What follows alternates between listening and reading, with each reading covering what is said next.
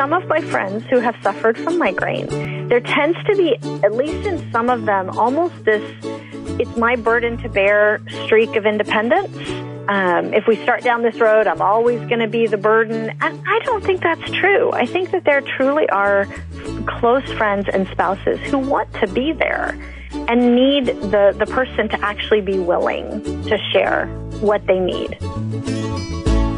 Welcome to Migraine Again, helping you eat, breathe, survive, thrive, and engage better despite migraine. If you or someone you know struggles with migraine often, join us for today's insightful conversation. Now here's your host, founder and managing editor of MigraineAgain.com and co-host of the Migraine World Summit, Paula Dumas. Do you ever wish that someone would help you through your next migraine attack without you having to ask? Or find yourself snapping at the people you love? You're not alone. According to today's guest, we're not as kind as we think we are. And she should know she's researched how we actually treat each other and the impact it can have on our mental and physical health. Discover the surprising healing power of giving and getting more kindness in your life when we meet her right after this. A thief is on the loose, breaking into 1 billion homes around the world like yours. This thief doesn't want your electronics or your jewelry. He wants your work days, your wallet, your relationships, and your most precious moments. On the street, he's known as Migraine. Ever heard of him? Lucky for you, your best defense is one click away at migraineworldsummit.com.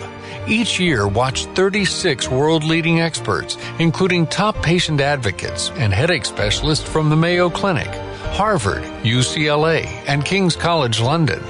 Get an all-access pass to watch it anytime, anywhere, on demand at migraineworldsummit.com. You'll be glad you did.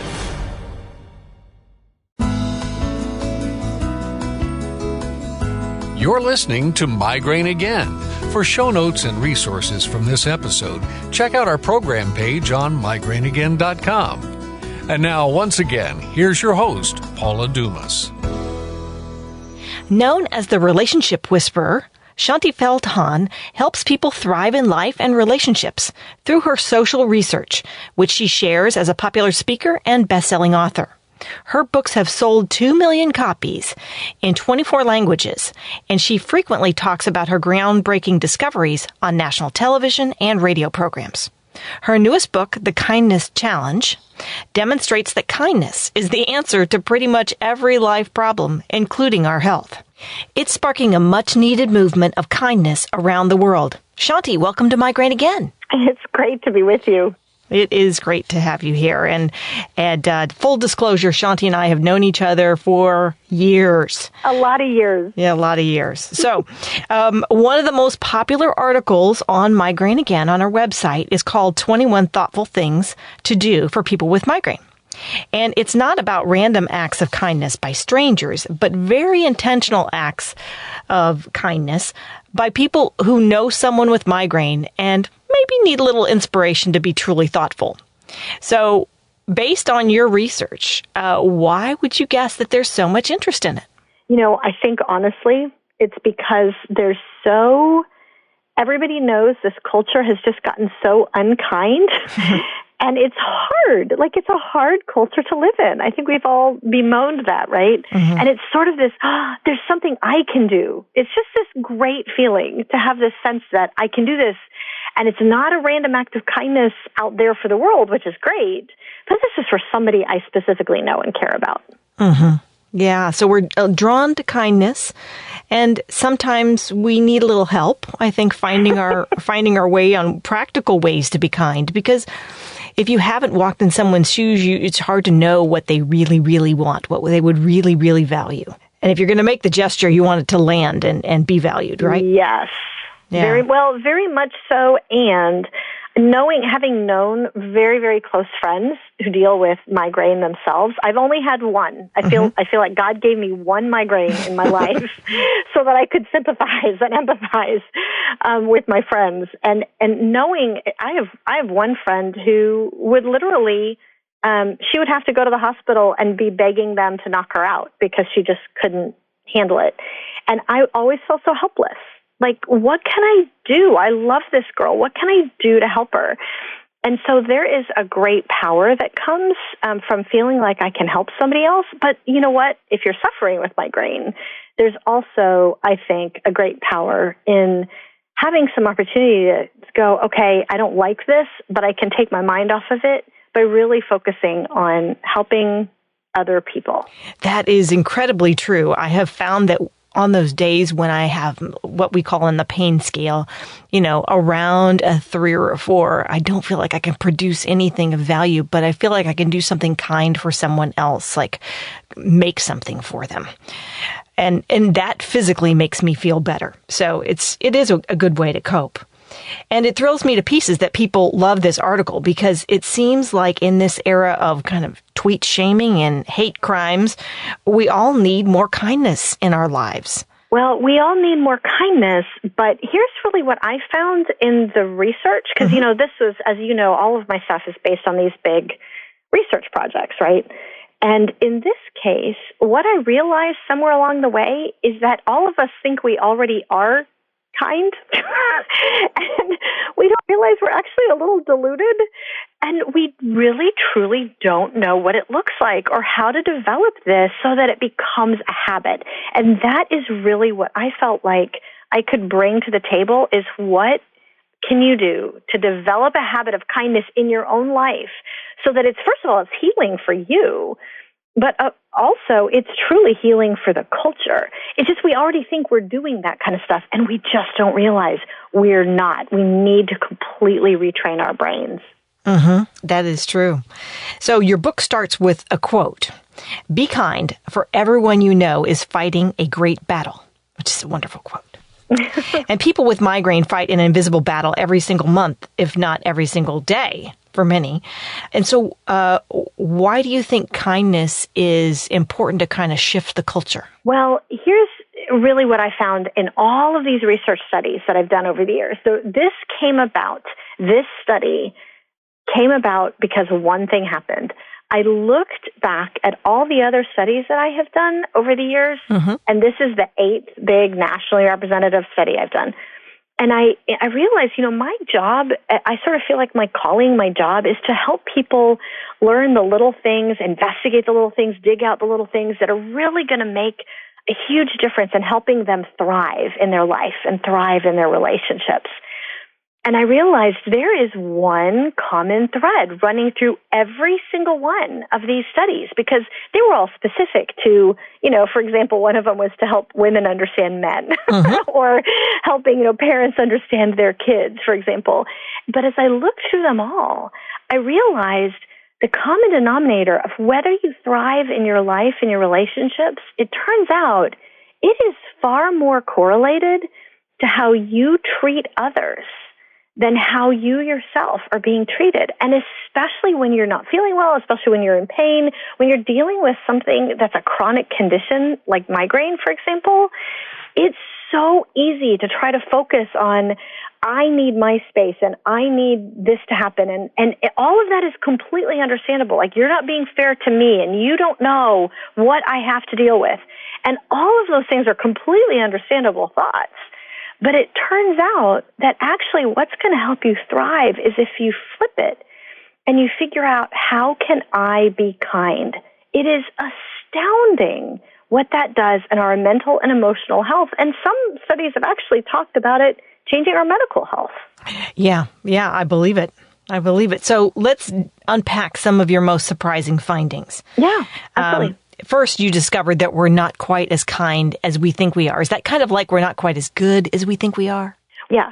So what we ended up discovering is that there's 3 things that if you do them every day, it retrains how you think. And that's when you start realizing that we're not as kind as we thought we were before.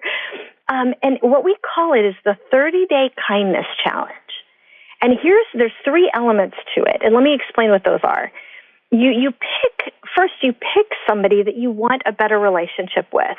And especially for somebody who's dealing with something chronic like migraine, it really is important to pick somebody that you see every day or that you interact with regularly, so that it's easy, so that it's not a difficult it's not a heavy lift to start this process. Somebody like your spouse, or I did the 30-day kindness challenge for my 16-year-old daughter. She was 16 at the time. And let me tell you, she's a great kid, but she's 16. Like, she can roll her eyes with the best of them, and my head wants to explode. So what you do is with that person, whoever it is, the colleague who drives you nuts, whoever it is, you do 3 things for 30 days. You say nothing negative about that person, either to them or about them to somebody else. And that is often where we sabotage how we feel about somebody in our life. Like, for example, let's suppose I do this for my husband, right? And if he's driving me absolutely crazy, I can maybe be polite to him, but if I go to my girlfriends at work and I complain about him, I don't realize it, but I'm sabotaging how I feel about him. Like, I'm putting these negative thoughts in my head. Like, I need any more negative thoughts if I'm already suffering from migraine, right? So I'm adding to the negativity. I'm adding to that pressure in my mind. And so that's the first thing that you do, is you say nothing negative about that one person for 30 days, either to them or about them. The second thing that you do every day for 30 days is you find one thing that you can sincerely praise. You find one thing you can sincerely affirm about them. And you tell that person that, and you tell somebody else. So, for example, I can't complain that, I don't know, my husband left his stuff all over the floor. But I'm looking for things to praise, and so I notice, you know what, he came home early to help the kids with this complicated homework thing, and I say thank you for that. And then I go to my girlfriends at work, I'm like, you know what he did yesterday? He came home early to help the kids, and I don't think of it this way, but what I'm doing is I'm focusing on those things that are excellent and lovely and worthy of praise, rather than the things that are worthy of driving me crazy. Mm-hmm. And I'm going to see them a lot more. You're cementing it in your brain rather than cementing it, hoping to ricochet off the girlfriends back to the husband. Exactly. You're cementing it in you, and you're also basically ensuring you're going to see it a lot more. And oh, by the way, you're now part of transforming the culture. Because instead of contributing to the negative, oh, guess what my husband did? No, what did my husband do? Well, let me tell you about this one. Mm-hmm. Instead of that, I'm actually now contributing to the positive. I'm completely changing the tone. It's really awkward after somebody shares something really positive to start complaining about yes, the next person along. So the third thing that you do every day for 30 days is to do one small action of kindness or generosity.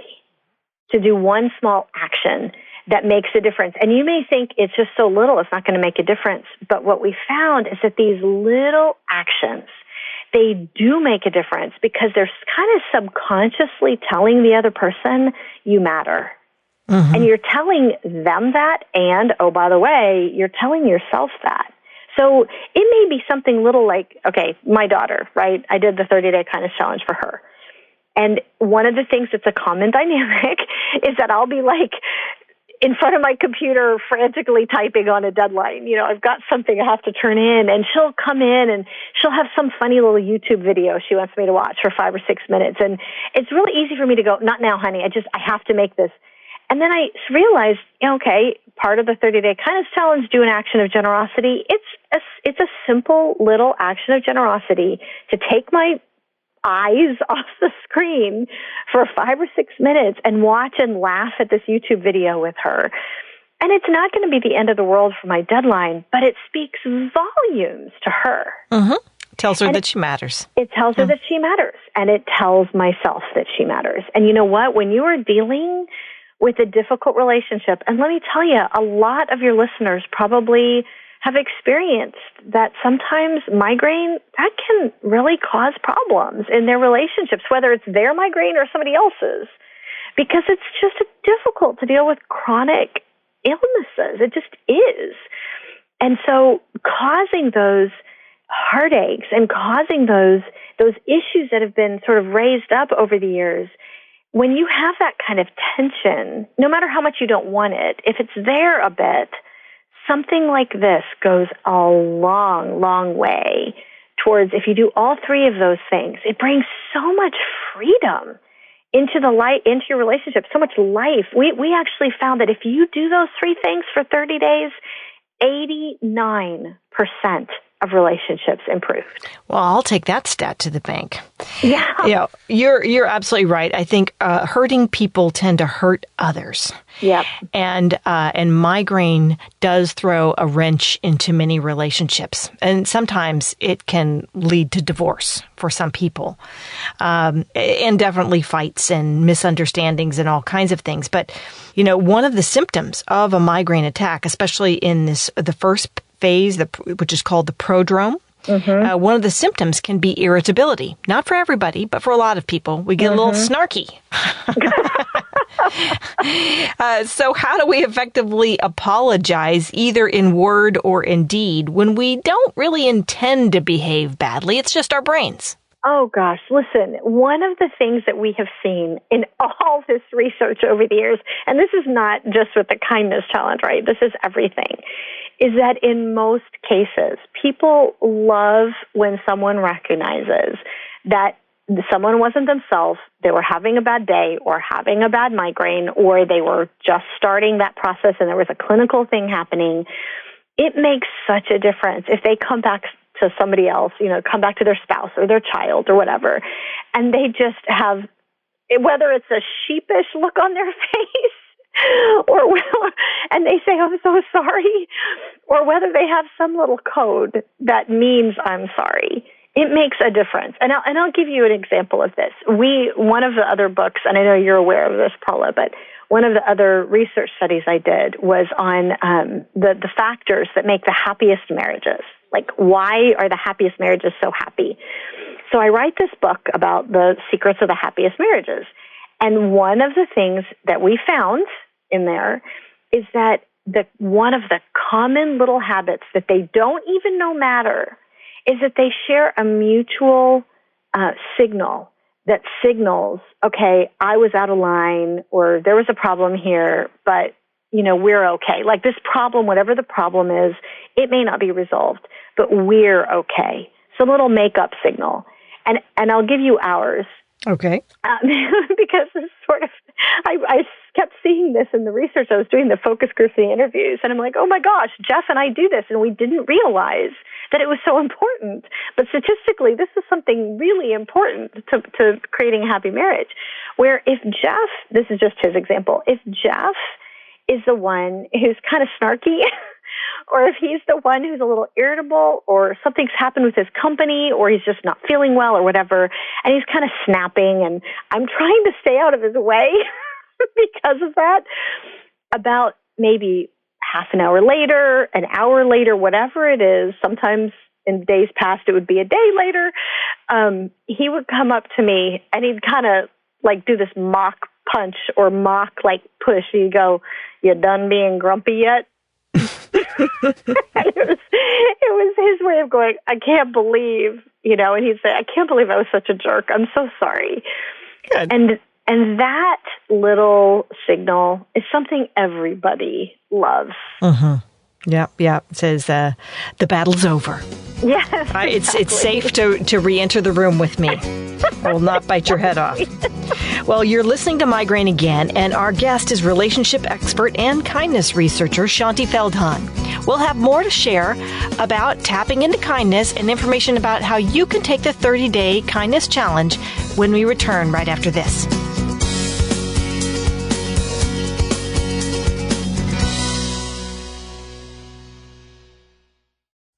Feel like you've tried absolutely everything for your migraine attacks without getting relief? Don't be discouraged. There's hope one click away on the migraineworldsummit.com website. Each year, we present conversations with 36 world-leading experts discussing the latest migraine treatments. Board-certified headache specialists from the Mayo Clinic, Harvard Medical School, Stanford, UCLA, and King's College London, offering insights to help you make real progress. You can also get our exclusive migraine treatment directory of over 250 different migraine therapies that people just like you are using today. Get an all-access pass to watch it anytime, anywhere, on demand at migraineworldsummit.com. You'll be glad you did.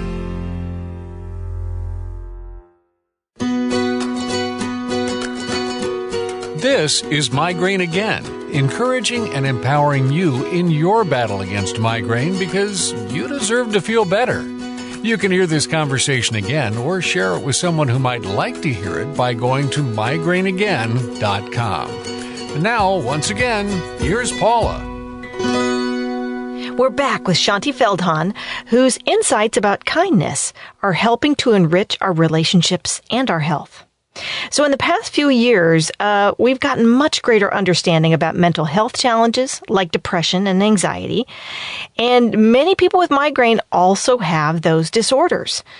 How do those take a toll on our relationships? Well, one of the things that researchers have found, as I'm sure you know, maybe way better than I do, because this is your area of specialty, but those, as you pointed out, those conditions, any chronic condition really, right, can really take a toll on and usually it's on the relationships we most need in order to get through whatever it is that we're dealing with.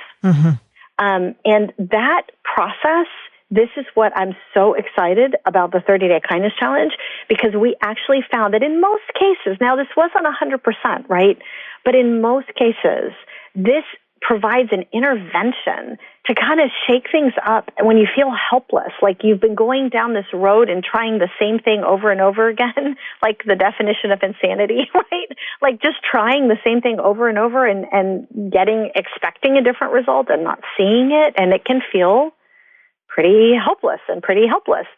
And so that's one of the things that we loved from a perspective of actually intervening and helping people figure out what to do to change their relationships and how to actually improve so that they have the support that they need. Yeah. And 30 days seems achievable. So yeah, well, we also say, you know what? If you feel like, oh my gosh, I can't even start something that's 30 days, just start with 7. Like, if you feel like it's just a bridge too far, that's fine. Do 7 days and then see if you feel like you can do another 7.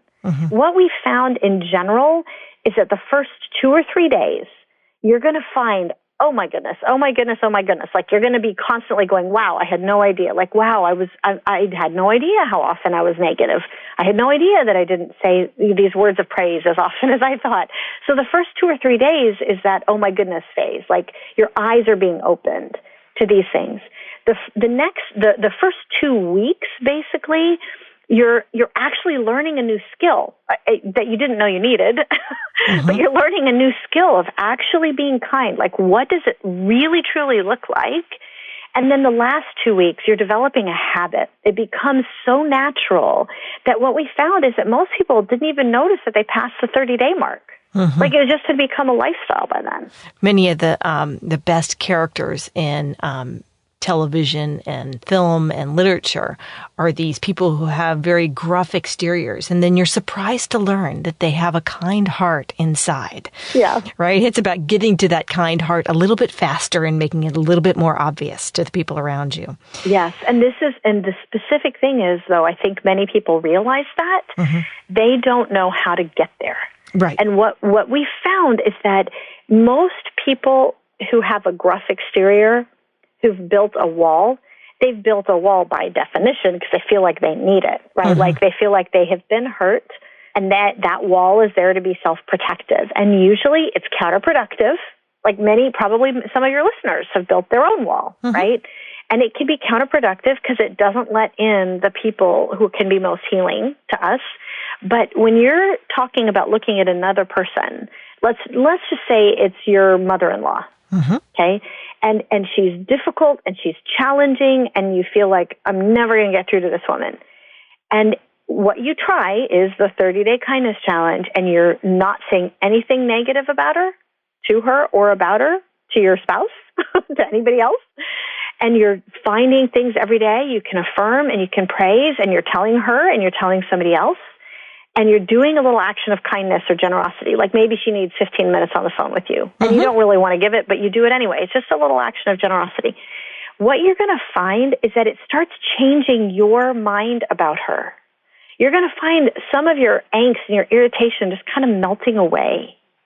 And you're going to find that your kindness, these little tokens, your words, you're withholding something where she would have expected you to snap, your little actions of generosity, she's going to find, you're both going to see that your actions of kindness are going to melt through that wall. It doesn't deconstruct it. It doesn't like dismantle it. It melts straight through it, and it touches her heart, whether she wants to be touched or not. Now, she can, build the wall back in place and put the bricks up again. But after a while, and then you're going to melt through it again. And you keep going, and you're going to melt through it again. And pretty soon, they stop rebuilding the wall. That's something to look forward to. Yeah. So I'd like to share a few acts of kindness that we recommend for those who love or work with people with migraine. And maybe you can build on them. So in this article, we talk about adjusting the lights, skipping the perfume, taking the wheel. What else do you recommend if you know someone who's in frequent pain? Oh, gosh. I would imagine that something like, can I do something for you? Now, you may already feel like I do so much for them because they're in frequent pain. Do it without complaining. Maybe your act of generosity is you always do the dishes when they have a migraine, but you kind of grump about it. Well, your action of generosity is to stop grumping about it and to say, I'm glad to do it. And you know what? That may not feel like an act of generosity. It may feel like a bold-faced lie at that moment, like I'm not really glad to do it. But you know what? The minute you say it, it starts making it real. That's one of the things that we have found. There's all sorts of little things like, for example, if somebody is just on edge and they need somebody to listen to for a few minutes, to listen to them for a few minutes, that's an act of generosity. It's amazing how much we just don't see some of these little things as being something that would actually be transformative, but it would be. Listen and make eye contact and engage as opposed to communicate in the same room or texting. Although I don't know, I'm watching teenagers text from across the room from each other, so, Yeah. I'll tell you a big one for people with migraine is when someone says, no problem, when plans get canceled. Yes. Because great act of generosity. Yeah, they feel terrible that, you're going to eat the tickets in this party that we've been looking forward to, we can't go to, or they're going to have to go by themselves. And if they just say, no problem, I understand. Absolutely. It's not your fault. Yeah. That's a huge gift. It's a huge gift. And you know what? For somebody to go the next step further and to say, no problem, and I am so looking forward to doing this, let's try something next week. So that it's not even like, no problem, but I'll sigh. I'll be a martyr, but I'm going to punish you. Yeah. Like, no, I totally get it. When can we do this again? Or saying it's not your problem, it's our problem. Like going with them to the doctor and asking questions. I know some spouses who have done this for the other one, and it's incredible. It's empowering. It's like, we have this. It's not you have this, we have this. Yeah. And you know what, though? There are some, I have noticed, that at least some of my friends who have suffered from migraine, there tends to be, at least in some of them, almost this, it's my burden to bear streak of independence. Like, I don't want to bother you with this. I don't want to inconvenience you. If we start down this road, I'm always going to be the burden. I don't think that's true. I think that there truly are close friends and spouses who want to be there and need the person to actually be willing to share what they need. We have to be receptive. Yeah. Yeah, excellent point. So if someone's interested in taking the kindness challenge, how can they get started? So honestly, one of the things that we suggest is you pick somebody that you want to have a better relationship with. Maybe it's somebody you already have a great relationship, like you have a great marriage, you just want to make it better, for example. But find somebody that you want to do this for, because it's going to be your boot camp to retrain your brain and retrain your life. And then I'd suggest, actually, you can do this on your own, but I'd suggest signing up for this to get a little support, because we had a ministry sponsor step forward who created this whole system where people can sign up for free. And you go to jointhekindnesschallenge.com, jointhekindnesschallenge.com, and you sign up for the 30 days of reminder emails you could sign up to do it as a wife doing it for her husband, like there's a specialized version for parents or whatever. There's all these different versions, or just sort of something general. And you're going to get 30 days of reminder emails. And that's a little bit of coaching every day, a little bit of coaching. Like if you're going, what do you do if you want to kill your husband instead? It's kind of that help. And there's there's a little assessment. There's multiple little assessments actually involved to help you figure out where you're starting. And thankfully, because of this amazing sponsor, it's all completely free. Wow. It's just a service. Mm-hmm. That's awesome. That's awesome. And does it work in your experience well when it's a sibling, or you talked about a child or a teenager or an in-law, or even a friend who's maybe estranged or you're going through a rough patch with? It can work with that too? It can work with anybody. The only thing that we suggest is that the very first time that you do the 30-day kindness challenge, you do it for somebody that you interact with regularly, whether it's somebody you see regularly at work, whether it's somebody you're living with, or whether it's somebody like your mother-in-law you may not live with, but you communicate regularly enough that it's not going to be odd. Right. Because this is retraining. This is the boot camp for kindness. This is becoming the kind person you already think you are. And so you need that ability to have that interaction regularly for you to have that eye-opening experience we talked about. After you've done that for one person for 30 days, you've had your learnings, you've got a whole new habit, then apply it as broadly as you want. Mm-hmm. Okay, even long distance. So, yeah, absolutely. Well, thank you, Shaunti, for reminding us about the extraordinary power of kindness in our lives. Her book is The Kindness Challenge, and you can get a copy of it through a link on migraineagain.com and in the show notes under this program. And if you'd like to learn more about Shaunti's relationship books, which I have personally devoured and recommend highly, check out all her resources at Shaunti.com. That's SHAUNTI.com. And if you're looking for that article on 21 thoughtful things to do for someone with migraine, we will include that also in the show notes and a link to that. And now, Shaunti, I am not just trying to be kind, but it really has been great having you on the program. It's been great to be with you, Paula. Thanks so much.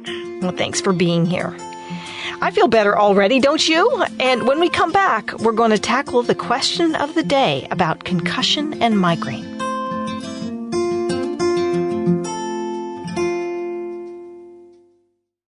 Feel like you've tried absolutely everything for your migraine attacks without getting relief? Don't be discouraged. There's hope one click away on the migraineworldsummit.com website. Each year, we present conversations with 36 world-leading experts discussing the latest migraine treatments.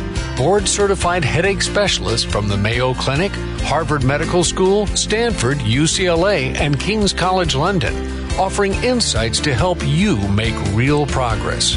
You can also get our exclusive migraine treatment directory of over 250 different migraine therapies that people just like you are using today.